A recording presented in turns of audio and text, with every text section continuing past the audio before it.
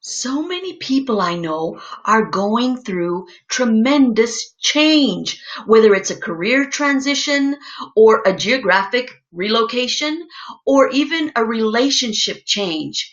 I'd like to invite us to think of change in a new perspective. Think of change as graduation. It simply means that you are ready and you've graduated to experience something new in your life. Here are 3 steps to help you with this graduation of change. Step number 1 is recognize. Recognize that change is inevitable and you've gone through change your entire life. So recognize. Step number 2, replace. Replace any negative or stressful thoughts with positive ones, empowering ones.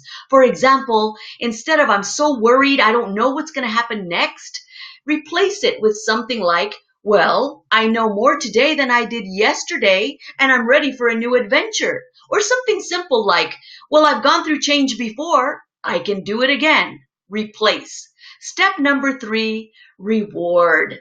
Every time you take a step towards doing something new that you've never done before, reward yourself because the mind and body remember this reward feeling, and it becomes easier and easier to take steps towards change. So remember, if you're going through some type of change, it just means you've graduated to experience something on a brand new level.